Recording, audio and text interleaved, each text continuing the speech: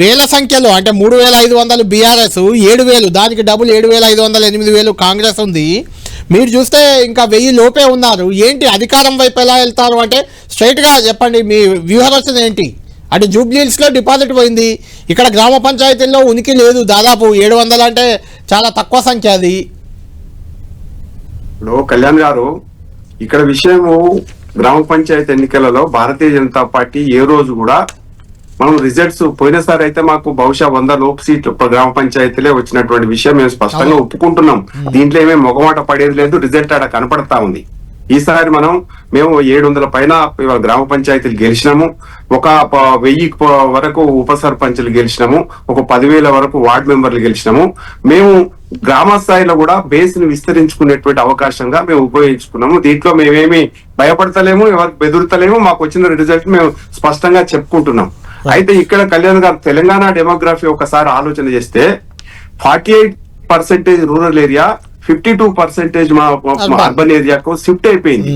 రేపు municipal elections ఉన్నాయి, తర్వాత కార్పొరేషన్ ఎలక్షన్స్ ఉన్నాయి. ఇవన్నీ విషయాలు వచ్చిన తర్వాత మనం మళ్ళీ ఒకసారి చర్చ చేసుకున్నాం. అయితే ఇక్కడ ఇంకొకటి ఏంటంటే, మాకున్నటువంటి 8 ఎంపీలు గెలిచింది అంటున్నారు, సంతోషం, మీరు ఒప్పుకుంటున్నాం. 3 ఎంపీలు మాకు అర్బన్ ఏరియాలో వచ్చినటువంటి మిగతాయి కూడా అర్బన్ ఏరియాలో ఉన్నది. కాబట్టి దీంట్లో మేము రాబోయే కాలంలో మేము స్ట్రాటజీ విస్తరిస్తా ఉన్నాం. నగరాల్లో ఉన్నటువంటి పార్టీ గ్రామాలకు విస్తరిస్తా ఉన్నాం. కాబట్టి మాకు మంచి రిజల్ట్ వచ్చిందని మేము ఎక్స్పెక్ట్ చేస్తున్నాం. అయితే ఇక్కడ మీ దగ్గర చెప్పుకునేది ఏంటంటే, ఇంకా మేము కష్టపడితే ఇంకా కొంత రిజల్ట్ వస్తుండే, మేము ఈ మాత్రం కూడా కొంచెం ఏమరపాటుగా ఉన్నటువంటి విషయం కూడా మేము ఒప్పుకుంటా ఉన్నాం. మేము రాబోయే కాలంలో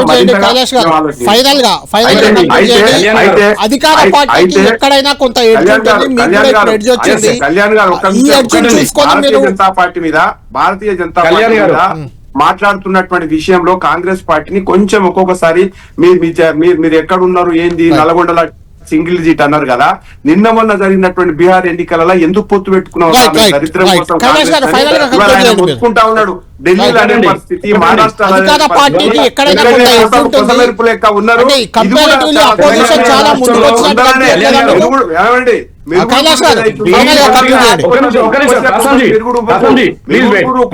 ఒకటే గంట ఉంటది. కాంగ్రెస్ ఎక్కువ రోజులు సంతోషపడాల్సినటువంటి అవసరం లేదు. ఎలక్షన్స్ 2 సంవత్సరాలలోనే మీరు తేలిపోయింది. 2 సంవత్సరాలనే పడిపోయింది. మాట్లాడుతున్నప్పుడు పరస్పర గౌరవంతో రాజకీయ విమర్శలు చేసుకోవాలి తప్ప రాజకీయంగా కూడా పార్టీలను తులనాడితే వచ్చేది ఏముండదు.